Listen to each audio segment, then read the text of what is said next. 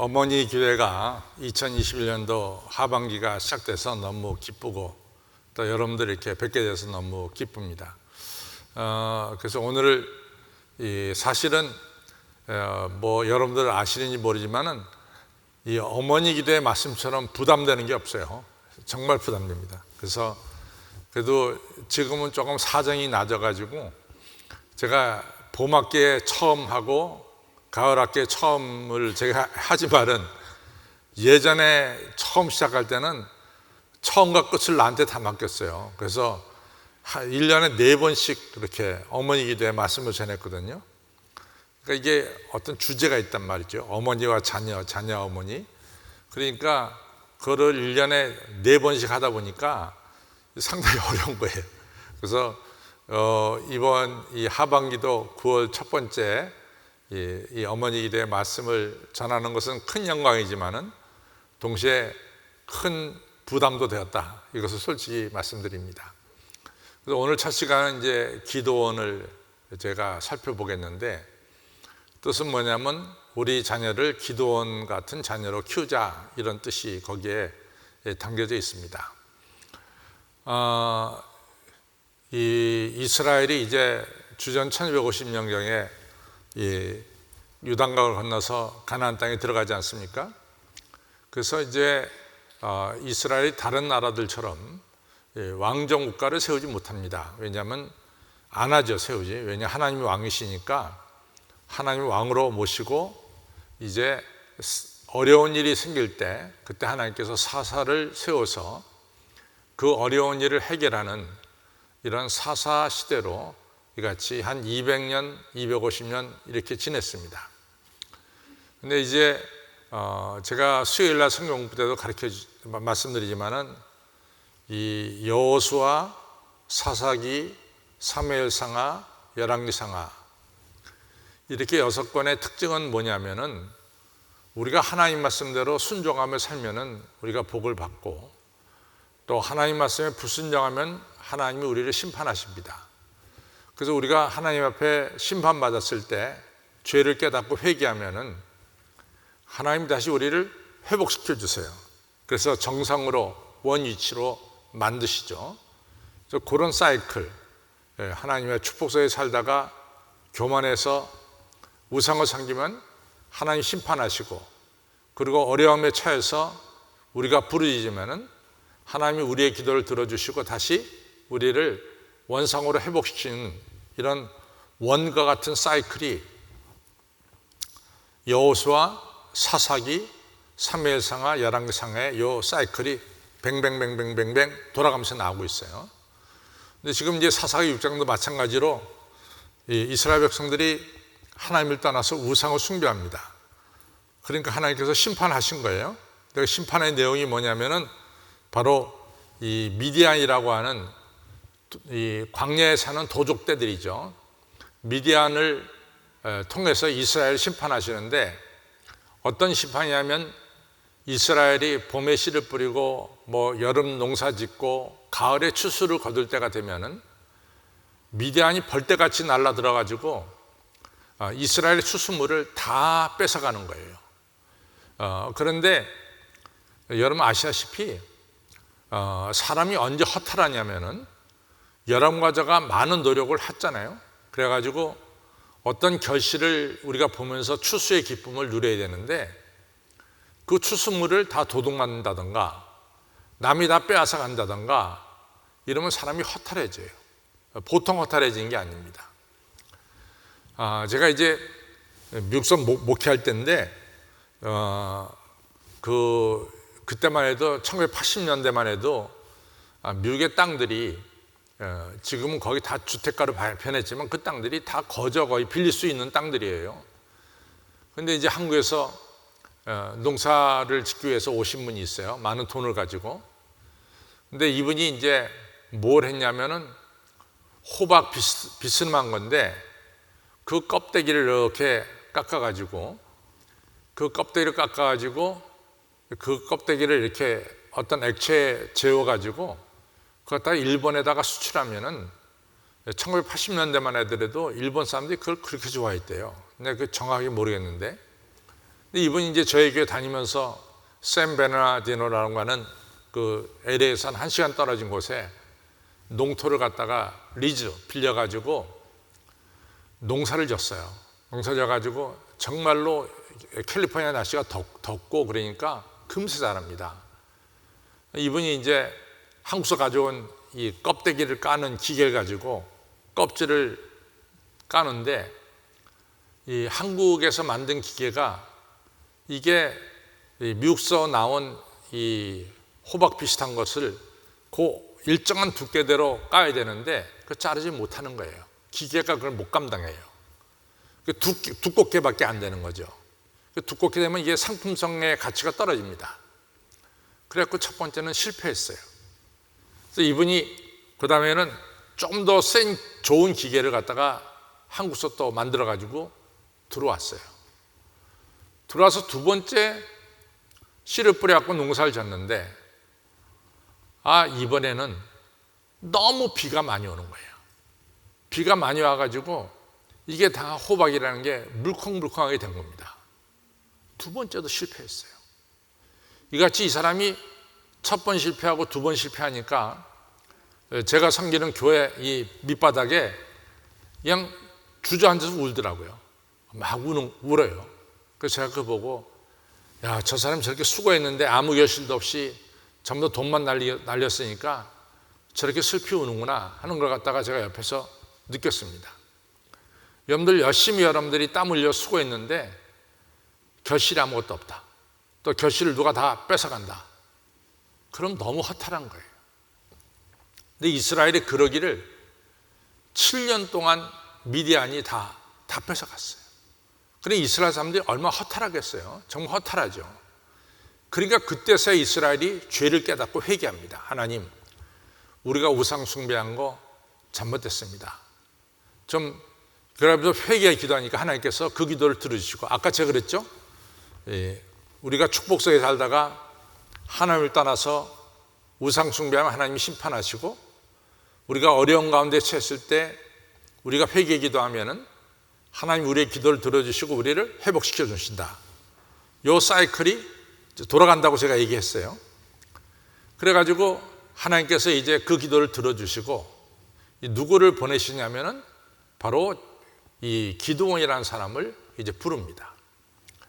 근데 이제 아시다시피 미디안 족속들이 추수 때마다 다 뺏어가니까 이제 사람들이 어떻게 하냐면 먹고 살아야 되니까 굴 속에 들어가 살든지 아니면 이 기드온처럼 큰 포도틀에 들어가서 몰래 추수를 하는 거예요. 그래서 무서우니까 미디안 족속이 이따 벌떼같이 나타나서 다 뺏어갈까 봐 무서우니까 큰 포도틀에 들어가서 이제 추수를 하는 거죠. 그때 천사가 나타나서, 하나님의 사자가 나타나서 큰 용사야 하나님이 너와 함께 계신도다, 이런 말씀을 하는 거예요. 그러니까 기드온이 이해가 안 돼요. 왜냐하면 자기가 지금 미디안 사람이 무서워가지고 정말 숨어가지고 몰래 추수하는데 이게 숨어있는 자기한테 무슨 큰 용사라고 부르니까 그걸 이해할 수가 없어요. 그러니까 이제 그 사자한테 그러죠. 제가 왜 큰 용사입니까?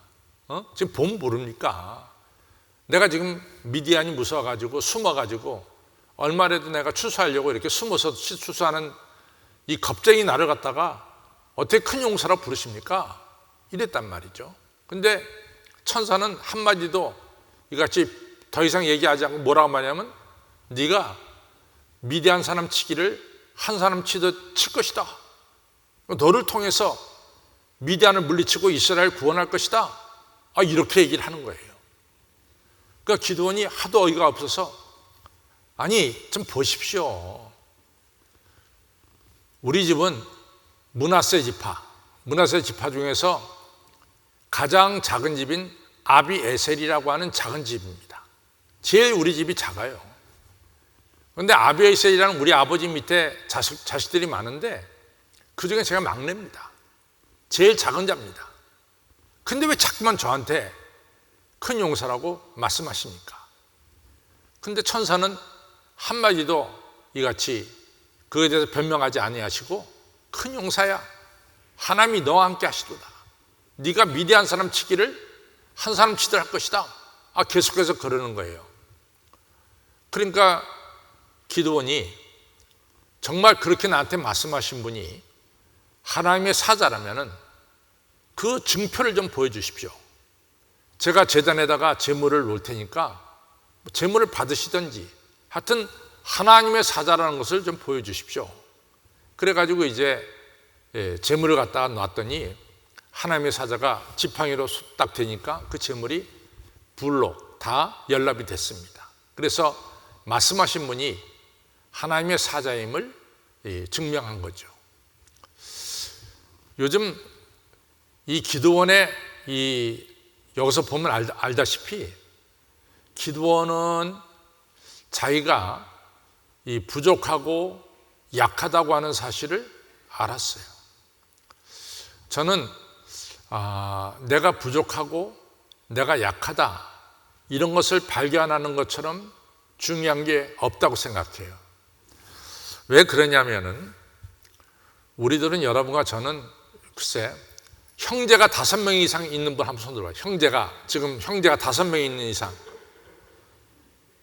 김 회장님 몇이에요? 5 있잖아요. 또 5명 이상 있는 사람. 김재랑 권사님. 또 정말 뭐 어때요? 5명 이상 있는 사람. 나는 7인데. 그래서 옛날에는 형제들이 5명 이상 다 부모님들이 출산하셨어요. 그래서 우리 여기 계신 분들은 알다시피 형이 있고 동생이 있고 또 이러면서 우리는 이 자신의 부족을 느낍니다. 가족 안에서. 왜냐하면 우리 형제 중에서 어떤 아이는 공부를 정말 잘해요. 머리도 좋고. 그럼 그 형이나 그 동생에 비해서 내가 우리 형보다 내가 좀 머리가 아둔하구나 이런 느낌도 들고 또 내 동생보다도 내가 좀 부족한 게 있구나 같이 자라면서 그걸 느껴요. 그러면서 우리는 자라면서 내가 부족하다는 것을 느끼면서 삽니다. 그러니까 부족한 것을 느끼니까 이 부족한 것을 채우려고 노력도 하고 그래요. 그런데 여러분들 지금 자녀를 2명 이상 3명 자녀를 낳은 분 한번 손 들어요. 자녀 3명. 우리 이렇게 어르신들 말고 우리 젊은 부부 3명 이상 낳은 분들 한번 손 들어요. 거의 없어요. 거의 없어요.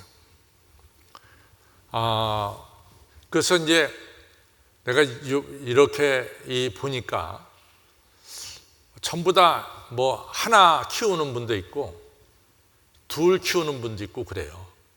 그래서 우리 애들도 보면은 우리 큰애는 아들 2 키우고 작은애는 아들 하나 딸 하나 키우는데 제가 이렇게 보니까 얘네들은 다 왕자고 다 공주야. 우리가 자라날 때하고는 좀 달라요. 왕자고 공주야. 그리고 사실은 우리가 자라날 때는 우리가 알아서 하는 일들이 참 많았어요. 알아서 하는 일들이. 그러나 요즘 애들 보면 엄마가 다 해줘. 정말 다 해줘. 제가 속으로 저건 지들이 해도 되는데 왜 저 엄마가 다 할까? 이런 생각도 들어요. 들고 그래서 이 아이들이 엄마의 의존성, 엄마를 의존하는 의존성이 너무 강하고 또 엄마가 다 해주니까 얘네들은 부족한 것을 스스로 느낄 필요도 없어요. 그러니까 우리 아이들이 바깥에 나가서 이제 결국은 이 사회생활을 해야 되는데 이 사회생활에 정말 잘하느냐, 사회생활을. 우리가 이런 문제가 있습니다. 그래서 기드온이 정말 장점 뭐냐?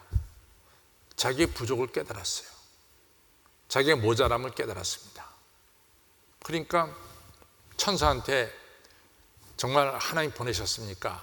하면서 하나님을 의지하고 하나님의 능력을 의지하는 이러한 모습을 우리가 보게 되죠. 여러분들, 우리들의 자녀들이 이같이 자신의 부족함을 깨닫는다는 것은 그것이 축복이에요. 내 아이가 이런 면에서 부족함이 있다는 것을 깨닫는 것이 축복입니다. 이게 얼마나 큰 축복인지 몰라요. 그럼 우리가 겸손해지거든요. 사람은 겸손한 자는 흥하지만 교만한 자는 패망합니다. 우리 아이들을 갖다가 정말로 겸손하고 하나님을 경외하는 그런 아이로 키워야 돼요. 사울왕이 처음에는 겸손했어요. 나 같은 자가 어떻게 이스라엘 왕이 됩니까? 그래서 왕이 됐어요. 근데 사울이 왕이 돼가지고 교만해졌어요. 그래서 하나님 무시합니다. 결국은 교만한 사울왕은 하나님께 버림받게 되는 거죠. 다윗 왕은 그러니까 목동인 내가 하나님, 내가 무엇이 간데 이같이 왕으로 세워주십니까? 우리 집안의 8번째 아들 막내 아들이 난데 어떻게 나를 이같이 영광의 자리에 세우셨습니까? 그러면서 다윗은 그가 항상 겸손하게 살았어요. 그러니까 하나님이 다윗을 축복하신 거예요. 우리 아이들을 이같이 겸손한 마음 가지고 자라날 수 있도록 우리가 우리 자녀를 키워야 됩니다. 우리 자녀가 교만한 자가 돼서는 안 돼요. 그래서 항상 여러분과 제가 자녀를 키울 때 우리 아이의 이같이 부족함도 인정하고 그러면서 우리 자녀들한테 부족함을 서로 인정할 수 있게끔 잘 가르쳐 주는 것도 중요합니다. 그래서 우리 자녀들이 자신의 부족을 알고 하나님께 더욱더 의지하고 기도하는 이런 사람으로 키우는 게 상당히 중요해요. 우리가 이제 사회생활 할 때 상대방의 입장을 이해하고 그걸 배려하는 게 너무 중요해요. 그게 굉장히 중요합니다. 근데 잘못하면 우리 자녀들이 상대방의 입장을 생각을 못해요. 그런 거 못 느껴요. 상대방의 입장을 잘 배려하지 못하는 것을 못 느낍니까? 그래서 내가 이렇게 보면서 제가 상대방의 이 생각을 좀 공감하는 능력이 있어야 되는데 이 공감하는 능력이 조금 부족하구나 이런 걸 갖다 느껴요. 그래서 이 상대방의 입장을 공감할 수 있도록 이렇게 교육을 시키는 것이 참 중요하다 이런 생각 같습니다. 상대방의 입장을 공감하는 것은 겸손한 사람들이 공감할 수 있어요. 교만한 사람은 상대방의 입장을 전혀 생각하지 못합니다. 사람이 어떤 사람이 크게 들어 쓰임 받느냐? 겸손하고 상대방의 입장을 공감할 줄 아는 사람이 크게 들어 쓰임 받습니다.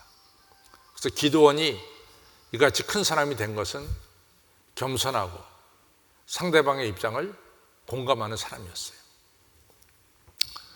저는 기드온에 있어서 또 한 가지 장점을 보는데 그 장점이 뭐냐면은 기드온이 이제 미디안을 물리치고 이스라엘을 미디안의 손에서 해방시켰어요. 그러니까 이스라엘 사람들이 너무 좋아가지고 기드온에게 찾아가서 우리의 왕이 돼 주십시오. 당신이 우리의 왕이 돼야 됩니다. 우리가 주변의 나라들처럼 왕정국가를 세우고 당신이 우리의 통치자가 되어 주십시오. 막 지켜 세웠어요. 그때 기드온이 중요한 얘기를 합니다. 나는 절대로 왕이 아닙니다. 왕은 하나님이시고 나와 내 자손들은 절대로 왕이 되지 않을 것입니다. 아무리 백성이 지켜 세워서도 그는 겸손하게 하나님만이 왕이시라고 고백하고 있어요. 겸손을 유지한 거죠.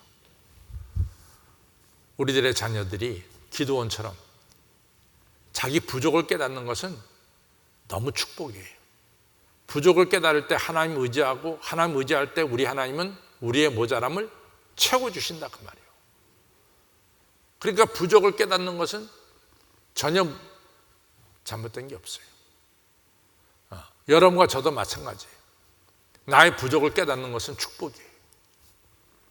그래서 하나님께 기도하게 되고 하나님은 우리를 도와주시고 함께 해주시고 우리의 모자람을 채워주십니다. 그래서 첫째는 기드온처럼 자기의 부족을 깨닫는 자가 되고 겸손한 자가 되고 끝까지 겸손한 자로 우리의 자녀를 키우는 여러분과 저가 되어야 될 줄로 믿습니다. 두 번째로 우리가 기드온에게서 볼 수 있는 것은 이제 미디안 족속에게 이 너무나 7년 동안 당하니까 기드온이 이스라엘 백성들에게 이야기를 했어요. 뭐라고 이야기했냐면은 자, 하나님 우리와 함께 하시니까 우리 미디안과 싸우자. 전쟁에 나설 자는 앞으로 나와라. 그럴 때 32,000명의 군사가 앞으로 나왔어요. 32,000명이 내가 전쟁하겠다. 그때 하나님이 기드온에게 뭐라고 말하냐면 야, 32,000명 너무 많아. 만약에 32,000명 가지고 너희들이 미디안을 이겼다면 너희들이 하나님의 힘이 아니라 너희들의 힘으로 이겼다. 그렇게 말할 거다. 돌려보내. 그래서 기드온이 전쟁에 두려워하는 사람들은 집으로 돌아가도 좋다. 이렇게 얘기하죠.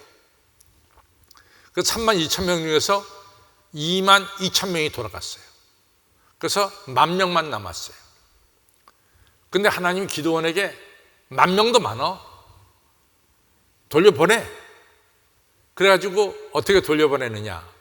구분해야 되니까 좀 갈증을 일으킨 다음에 물가로 데려갔습니다. 그래갖고 그 물가에서 물을 먹게 했어요.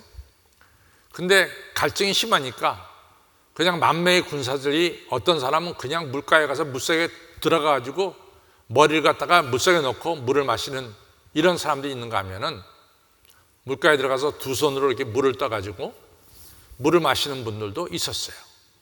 근데 그 숫자가 어떻게 됐냐면 머리 받고 물을 마신 분이 9,700명이고 손에다가 물을 떠서 마신 사람이 300명이었어요. 9,700 대 300입니다. 그때 하나님께서 9,700을 다 보냅니다. 그리고 300명만 남게 했어요. 그리고 이 300명을 데리고 미디안과 싸우게 했습니다. 하나님만을 의지하도록 만들어 주신 거죠. 그래서 300명의 용사로 이같이 기드온이 미디안을 물리치고 승리를 거두는 것을 알 수 있습니다. 여러분과 제가 인생을 살아갈 때 중요한 것은 내 힘으로 사는 것이 아니라 하나님의 능력과 권능으로 여러분과 제가 살아가는 거예요. 하나님 의지하고 사랑하는 거예요.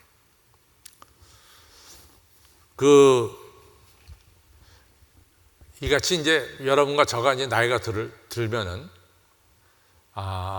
이 부모님이 이제 다 하늘나라 가시고 이제 부모님과 헤어지면서 이 땅에 사는 거죠. 근데 가끔 이같이 부모님이 생각날 때가 있어요. 또 부모님이 하신 말씀이 이같이 생각날 때가 있습니다. 저는 우리 어머니가 하신 말씀 중에서 지금도 늘 생각하는 것은 네가 예수님 제대로 안 믿으면 뭐 가지고 인생을 살려고 그러느냐. 이 말이 항상 제 머리에 이 뇌리에 돌아갑니다. 뇌리에 이제 피안도 사람이니까 뇌리에 예수님 같이 제껴놓고 살면 뇌리에 어떻게 살려고 그러냐 이러면서 하신 말씀이 늘 생각나요. 하나님 의지하고 살아야 된다. 이런 얘기죠. 정말 맞는 말씀입니다. 하나님 의지하고 살을 때 하나님께서 우리의 길을 열어주시고 우리의 미래를 축복해 주시는 거예요. 생각해 보세요. 제가 75년대 우리 집이 브라질로 이민 갈 때 제가 한국에 다시 돌아와서 살리라고는 생각을 안 했어요. 정말 생각 안 했습니다. 또 제가 미국에 와서 공부하고 미국서 목회할 때 제가 한국에 다시 돌아와서 목회할 것이다, 그런 생각도 전혀 없었어요. 이같이 제 일생을 이렇게 되돌아보면은 하나님께서 가장 선한 길로 인도하신 것을 볼 수 있어요. 제 마음속에는 늘 어머니의 말씀이 생각났어요. 니네 하나님 의지하지 않으면 어떻게 살려고 그러느냐, 이런 말씀이 늘 제 머릿속에 박혀서 어떤 경우에든지 나는 하나님을 의지하고 산다, 하나님만을 의지하고 산다, 이런 생각이 제 머릿속에 가득합니다. 여러분들의 자녀를 하나님 의지하는 자녀로 여러분들 키울 때 여러분들의 자녀들이 하나님께서 가장 귀하게 여러분들의 자녀를 들어 쓰실 것입니다.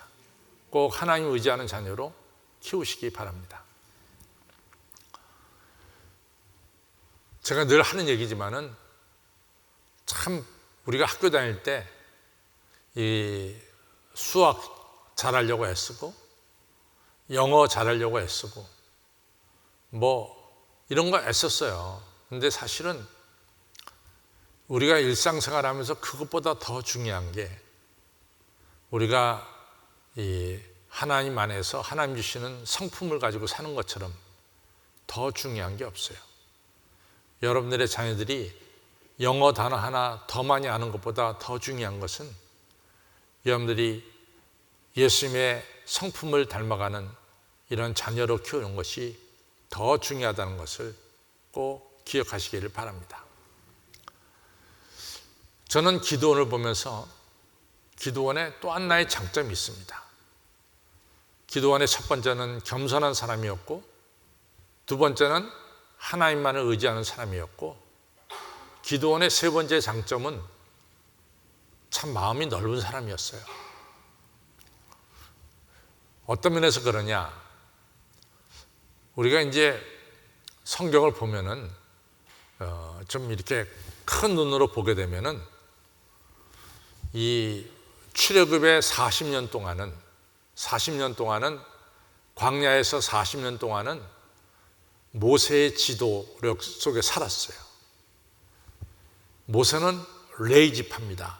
그래서 모세 형 아론의 아들 엘리에셀, 이렇게 이 12지파 중에서 레위 지파가 주도권을 쥐었어요. 그 다음에 이제 모세가 세상을 떠나서 요단강을 들어가서 가나안 땅을 점령했을 때, 그때는 여호수아의 지도력이 빛났던 때죠. 여호수아는 에브라임 지파예요. 그래서 에브라임 지파가 12지파를 다스렸어요. 에브라임 지파가 힘이 셌습니다. 그래서 우리가 여호수아서를 보면은 1장서부터 12장까지는 그 7족속을 내쫓는 게 나오고, 13장부터는 가나안 땅을 분배하는 거, 땅을 분배하는 게 나와요. 그런데 우리가 보면은 제일 기름진 땅, 이스라엘에서 가장 좋은 이런 이즈르엘이라고 하는 평원을 누가 차지하느냐? 에브라임 지파가 차지해요. 그래서 에브라임이 힘이 있습니다. 그래서 우리가 성경에 보면 북쪽 이스라엘 가리켜서 뭐라고 말하냐면 에브라임이라고도 불러요. 그런데 이제 지금 막상 미디안하고 이제 전쟁이 붙었을 때, 아까도 얘기했지만 기드온이 나팔을 불었을 거 아니에요. 자, 우리가 미디안하고 싸울 테니까 전쟁에 나올 사람은 나와라. 그때 나온 사람도 있고 안 나온 사람도 있단 말이지. 다 전쟁이 무서우니까 안 나온 사람도 있어요. 그런데 하나님의 은혜로 말미암아 기드온의 군대가 300명이 미디안을 99% 이겼어요. 99%. 1%만 남았어. 이게 다 이긴 거지. 그때 말이지, 에브라임 사람들이 몰려오더니 말이야, 기드온한테 삿대질하는 거야.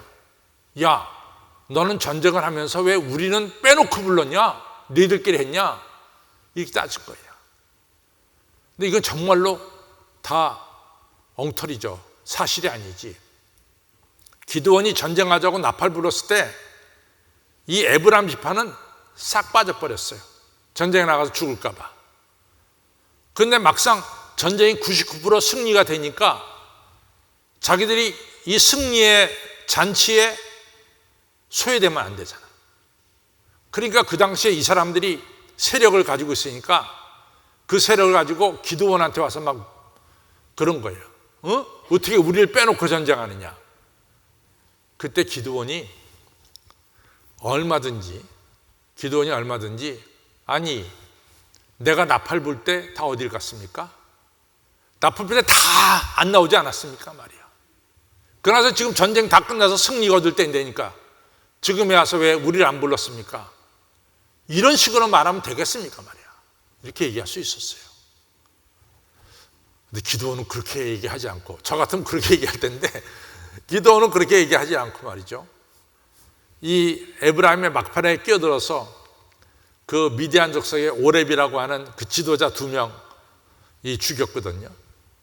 그러면서 이제 그때 기드온이 하는 말이, 기드온이 아비에셀 집에 이제 아들이란 말이죠. 그래서 뭐라고 말하면 에브라임 지파의 맨 마지막에 나는 포도가 아비에셀 집에 처음 나는 포도보다 더 맛있지 않습니까? 당신들의 제일 작은 것이 우리의 제일 큰 것보다 더 훌륭합니다. 이렇게 지켜 세우는 거예요. 그러니까 에브라임이 말을 할 수가 없지. 그렇게 지켜 세우니까. 그래서 평화를 만드는, 평화 공동체를 만드는 이러한 정말 넓은 마음의 소유자가 바로 기드온이었습니다. 여러분, 저도 마찬가지지만 우리 자녀들도 넓은 마음을 품는 것이 너무 중요해요. 마음이 넓어야 됩니다. 마음이 넓은 우리 아이로 우리가 키워주는 것, 키워가는 것, 그것이 우리 아이의 미래를 성공적으로 영광의 미래로 인도하는 중요한 길입니다. 아무쪼록 여러분과 저는 우리 자녀를 좀 마음이 넓은 자녀로 이같이 키워야 됩니다. 근데 정말 여러분들이 자녀 키우는 게 쉽지 않겠어요? 정말 쉽지 않습니다. 제가 충분히 이해합니다. 충분히 이해합니다. 그런데 그럼에도 불구하고 우리는 당연히 우리 아이를 키워야 돼요. 그때 우리 아이를 겸손하게 키우시고 우리 아이가 하나님을 의지하는 아이로 키우시고, 그리고 우리 아이의 마음이 넓은 마음의 소유자가 되도록 엄마 아빠가 먼저 마음이 넓어지시기를 바랍니다. 기드온처럼 겸손하고 하나님 의지하고 넓은 마음으로 자라날 때 하나님이 기드온을 크게 들어 쓰신 것처럼 여러분들의 자녀들도 하나님께서 크게 들어 쓰실 줄로 믿습니다. 이러한 축복이 있기를 바랍니다. 기도하겠습니다. 하나님 아버지 감사합니다. 오늘 어머니 기도의 첫 시간을 여는 날 우리 자녀가 기드온처럼 정말로 이스라엘을 구하고 하나님께 영광 돌리는 우리 아들, 딸이 되기를 소원합니다.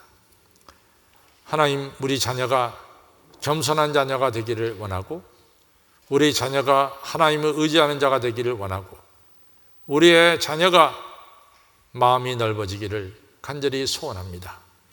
하나님, 엄마 아빠 된 저희들이 먼저 겸손한 자가 되도록 도와주시고 엄마 아빠가 된 저희들이 먼저 하나님을 의지하는 믿음의 사람이 되도록 도와주시고 하나님 아버지, 저희들의 마음이 먼저 넓은 마음을 소유할 수 있도록 은혜를 베풀어 주옵소서.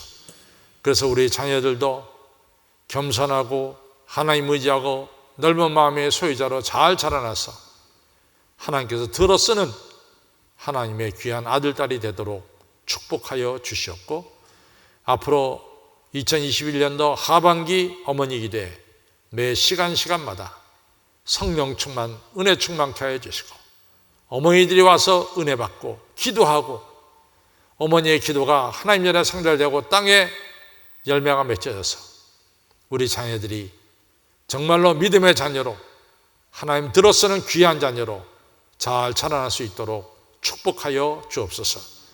우리 장 목사님 비롯해서 우리 강미양 권사님 비롯해서 어머니에게 스텝진들을 다 축복하여 주시고 저들의 수고와 저들의 애씀을 기억하여 주시고 하나님 영광받아 주시옵소서. 예수님의 이름으로 감사하며 간절히 기도를 쌓옵나이다. 아멘.